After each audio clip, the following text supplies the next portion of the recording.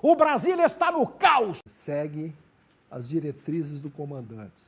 Essa defesa das instituições, dos poderes constituídos, ela poderá ocorrer por iniciativa de um deles ou na iminência de um caos. Mais um daqueles casos aterradores que se encontram aos montes pelo interior do Brasil. Veja o que fazem professores do Maranhão para manter as crianças em sala de aula. Uma caminhada de 5 quilômetros, com sol a pino. O tormento só está começando para os filhos dos sertanejos da área rural de Caxias, leste do Maranhão. É preciso redobrar a atenção para aprender a soletrar as primeiras letras. Aqui se aprende embaixo de uma mangueira. O grande tormento para quem frequenta uma escola assim ao ar livre é que venta muito forte nesta época do ano no Maranhão.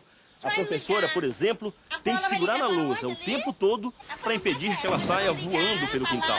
Já caiu um monte de vez. O que você acha da tua sala de aula? Um fracasso. Acredite, isto é uma escola. Bom dia. Isto também. E veja esta. Esta escola também não tem merenda. As crianças de famílias muito pobres são liberadas mais cedo. Porque a maioria dos meninos que vêm, eles não tomam café em casa. Até eu com fome eu não consigo trabalhar bem. Há um caos na saúde brasileira. Essa defesa das instituições, dos poderes constituídos, ela poderá ocorrer por iniciativa de um deles ou na iminência de um caos. O resultado é assustador. É assim que a saúde pública tem tratado seus pacientes. Eu tô com dor desde cedo. Tô aqui desde 9h30 da manhã e até agora nada. Faltam enfermeiros e médicos. Como é que não tem pediatra num hospital desse para atender uma criança passando mal desmaiando? Não tem médico na UTI. São vários plantões em que não há médico na UTI. Faltam equipamentos para exames. E faltam remédios. Não tem antibiótico, como é que faz? Aí, ó. Você conhece seguro Senhor do Bonfim? A gente amarra a fita ali do lado, meu irmão, e vai. Os repórteres do Fantástico foram aos hospitais para conferir o resultado de um relatório recente do Tribunal de Contas da União sobre a saúde brasileira e confirmaram: falta quase tudo na rede pública. Esta é uma situação comum em Cuiabá e em vários outros pontos do Brasil. Muitos pacientes só conseguem tratamentos por força de liminares, mas nem todos.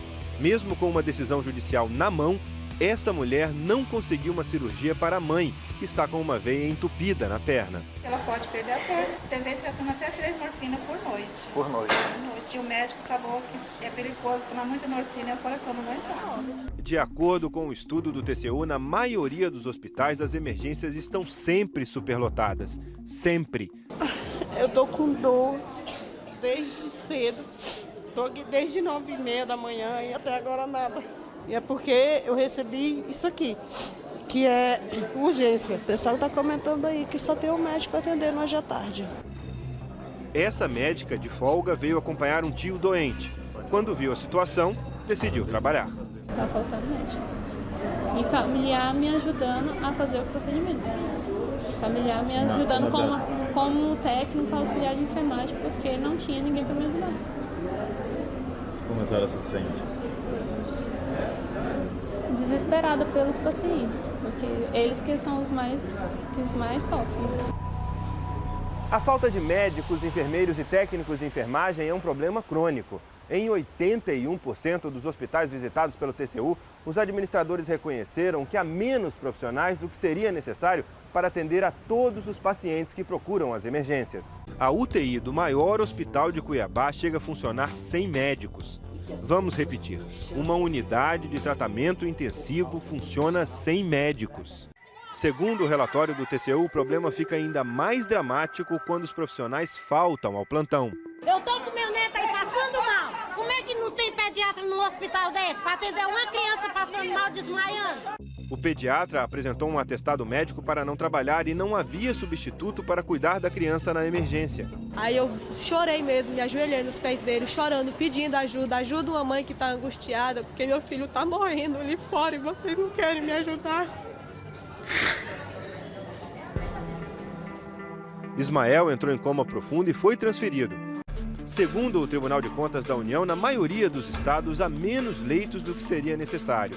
E para piorar, entre janeiro de 2011 e agosto do ano passado, a rede pública de saúde perdeu 11.576 leitos. São 12 leitos fechados por dia, ou 1 a cada 2 horas. E os técnicos ainda encontraram 2.389 leitos interditados por razões como falta de profissionais e equipamentos. Uma suspeita de sangramento cerebral, que em qualquer lugar do mundo seria um paciente abordado de imediato. Por quê? Porque se for um aneurisma, por exemplo, ele rompeu, o paciente morre. Lembra de Dona Alaide, que mostramos no início desta reportagem? Ela tinha conseguido uma liminar para ser operada, mas o hospital não fez a cirurgia. Na última quarta-feira, o outro aneurisma que tinha no cérebro se rompeu e ela morreu no dia seguinte. No velório, a tristeza da filha, que lutou durante 40 dias para salvar a vida da mãe. Infelizmente, a vontade política ainda não foi suficiente para a implementação desses parâmetros fundamentais a mais saúde. O Brasil está no caos! Essa defesa das instituições, dos poderes constituídos, ela poderá ocorrer por iniciativa de um deles ou na iminência de um caos. Um dos adolescentes acaba partindo para cima do outro e bate com vontade.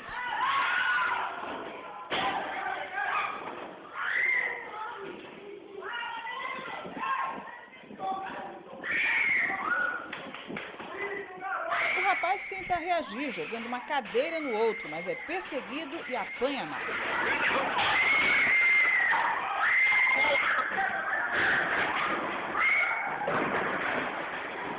Observe que tem uma mulher na sala, mas ela se afasta.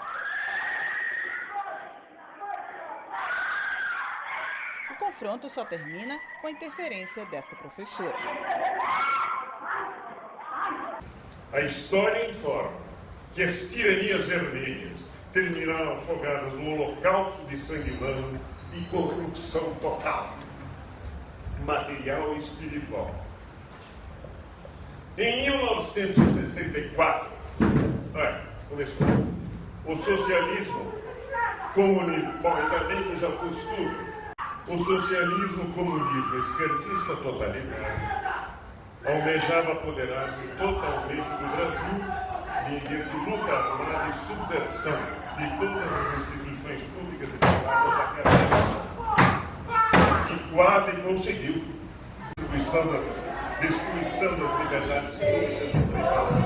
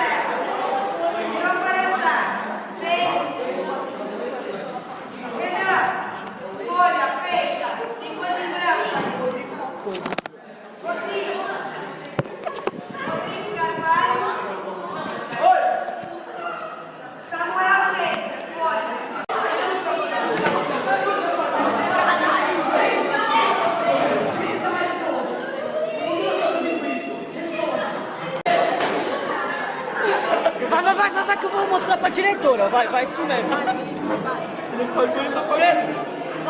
Que foi?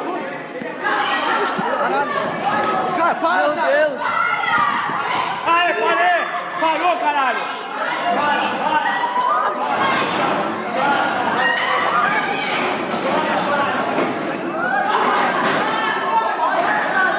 O Brasil está no caos! Essa defesa das instituições, dos poderes constituídos, ela poderá ocorrer por iniciativa de um deles ou na iminência de um caos. A nossa equipe ficou presa no meio do fogo cruzado. De um lado, os traficantes. Do outro, a tropa de choque da Polícia Militar. Até quem não tem idade para entender, vive no meio do medo. Estar ao lado da polícia dá a sensação de segurança. A primeira equipe de soldado americano que chegou no Iraque, eles estavam ganhando em torno de $1.000 por dia. São $30 mil por mês, quase R$60 mil para fazer o que esses guerreiros estão fazendo aí por $500 por mês, né? Todos aqueles que passaram pelo sistema militar de ensino foram doutrinados pela despolitização das Forças Armadas. Então, hoje as Forças Armadas se orgulham de serem apartidárias e apolíticas. Nós servimos ao Estado brasileiro. Isso choca muito a nossa classe política. Nossa classe política não está preparada para ter as Forças Armadas do nível que tem. Eu sempre digo isso.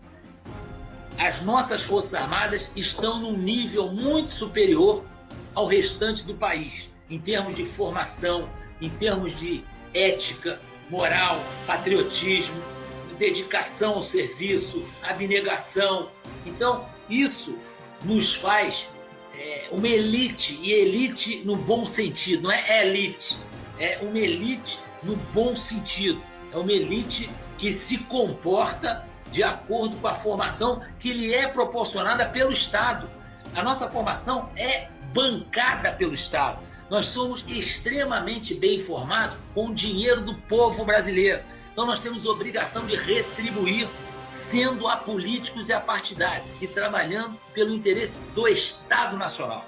Isso hoje é conscientização de todo o Exército Brasileiro, do cadete ao general de 4 estrelas. E nós temos certeza que esse é o procedimento correto das Forças Armadas num país. Por isso elas são a grande arma na mão do Estado para a sua defesa, para defender, inclusive, dos seus inimigos internos. Então, isso é uma coisa que o Exército adquiriu, principalmente após o regime militar.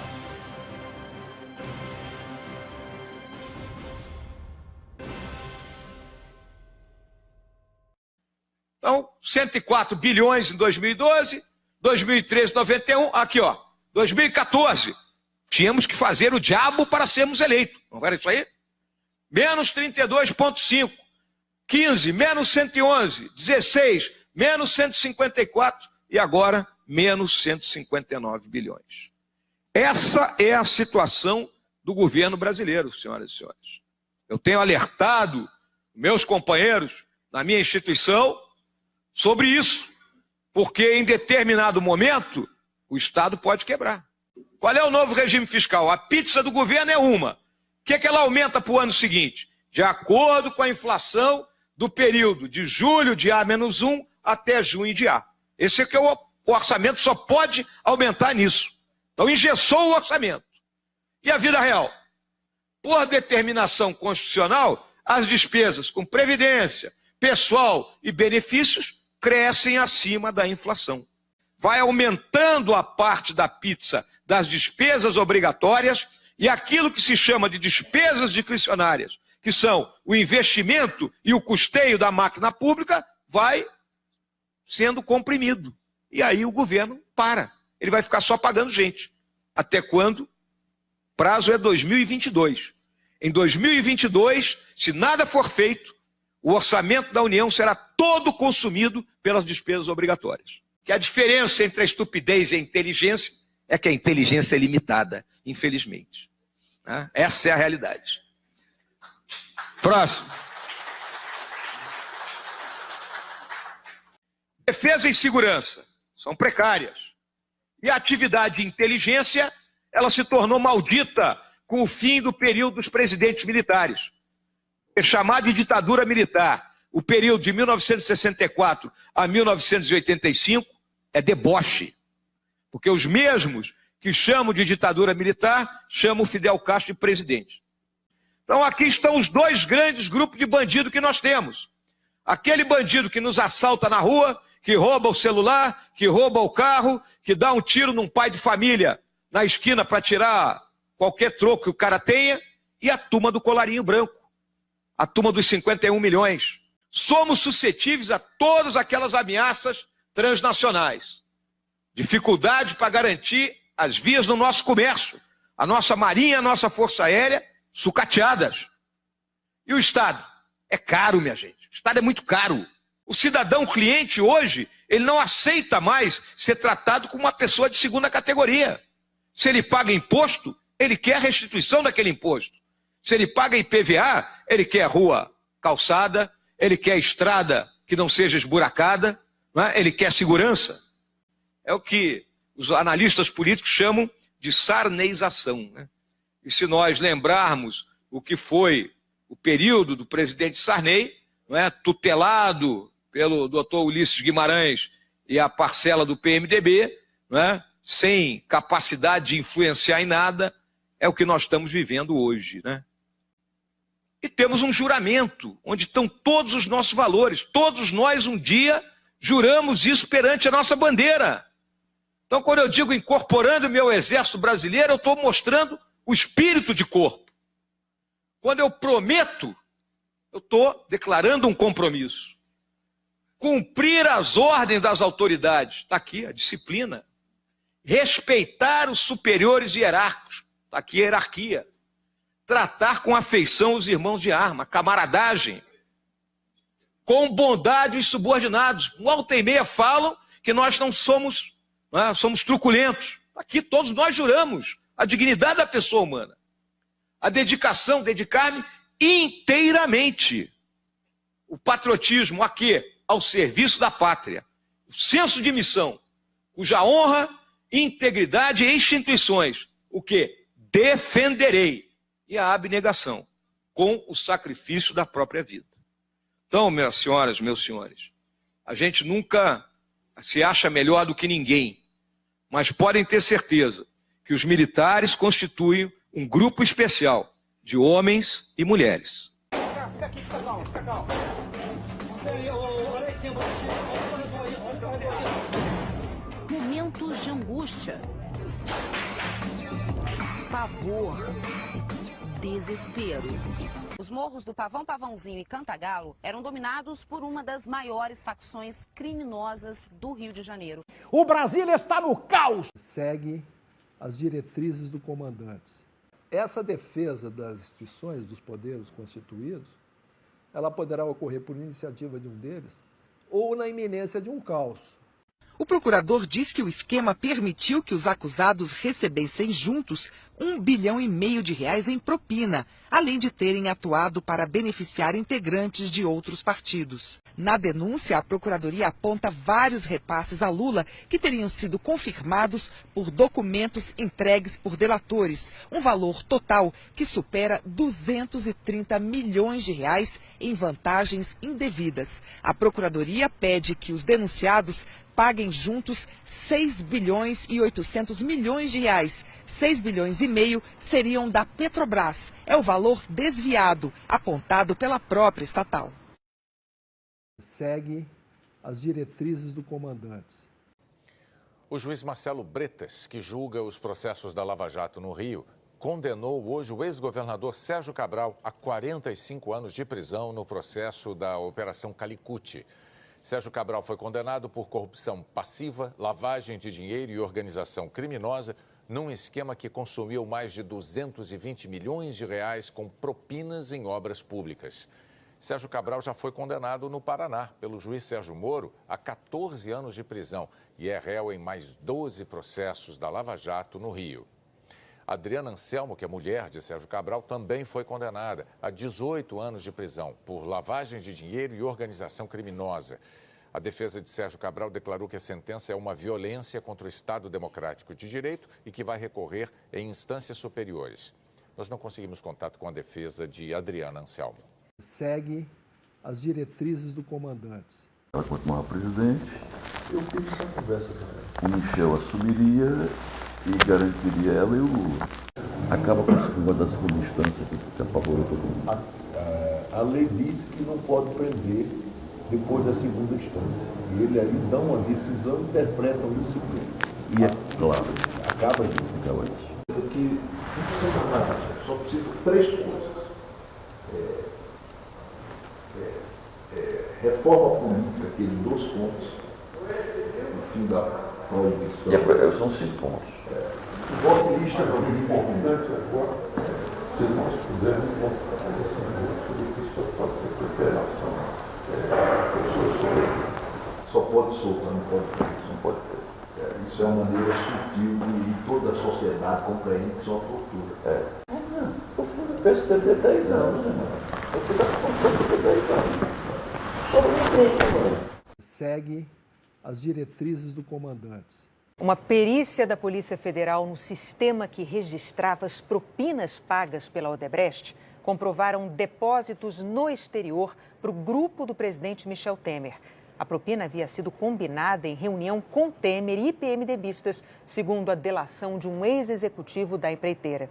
O relatório da perícia foi anexado ao inquérito, que concluiu pela existência de uma organização criminosa com integrantes do partido. A promessa do pagamento de propina teria sido feita em uma reunião no escritório político de Michel Temer, no dia 15 de julho de 2010, que contou com a presença dos executivos da Odebrecht, Márcio Faria e Rogério Araújo, do operador do PMDB, João Augusto Henriques, do próprio Temer, dos ex-deputados Eduardo Cunha e Henrique Eduardo Alves. Segundo Márcio Faria, ficou acertado que a Odebrecht pagaria ao PMDB propina de 4% do valor do contrato assinado entre a Petrobras e a construtora no dia 26 de outubro de 2010, no valor aproximado de 800 milhões de dólares.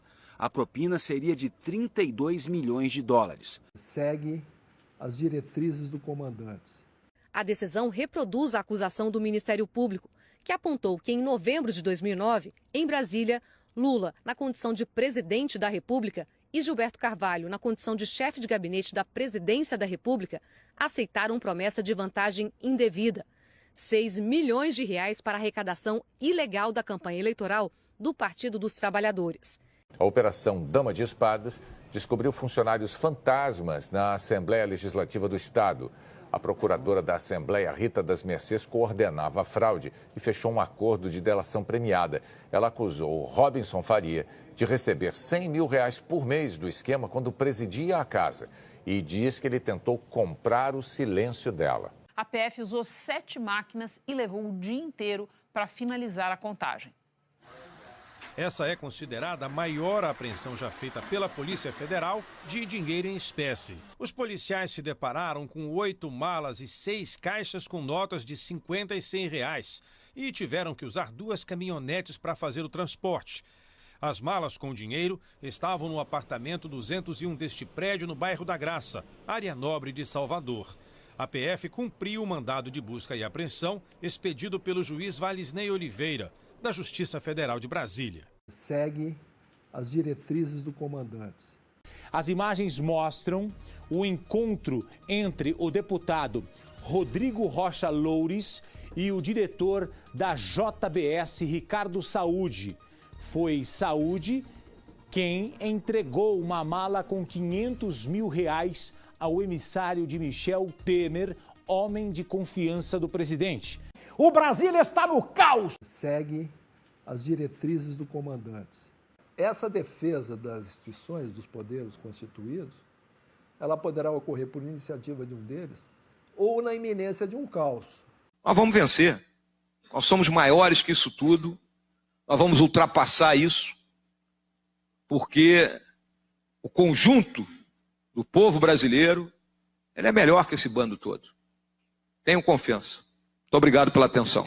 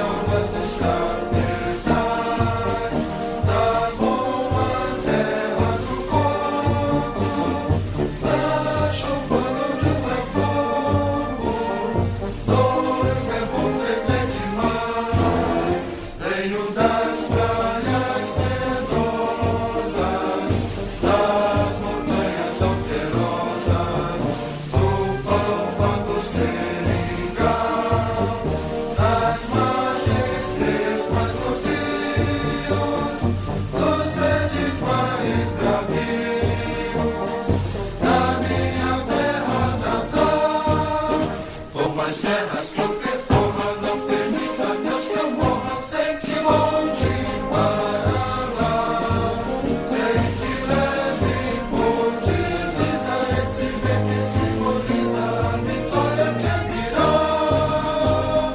nossa vitória final, que é a mira do meu fuzil, a raça do meu corral, a água do meu cantil, as asas do meu ideal, a glória do meu Brasil. Eu venho da minha terra, da Casa Branca da Serra, Eduardo do meu sertão. Venho da minha Maria, cujo nome principia na palma da minha mão. Braços monos de Moema, lábios de mel de Iracema, estendidos pra mim. Ó minha terra querida, da Senhora Aparecida, e do Senhor do Bom Fim. Por mais terras que eu percorra, não permita Deus que eu morra, sem que volte para lá, sem que leve por divisa esse ver que simboliza a vitória que virá,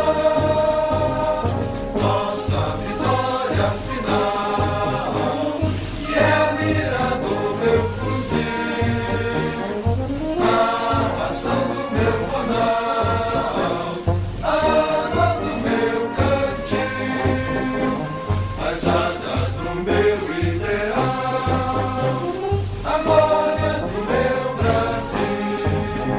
Você sabe de onde eu venho, é de uma pátria que eu tenho, no bojo do meu violão, que de viver em meu peito foi até tomando jeito de um enorme coração.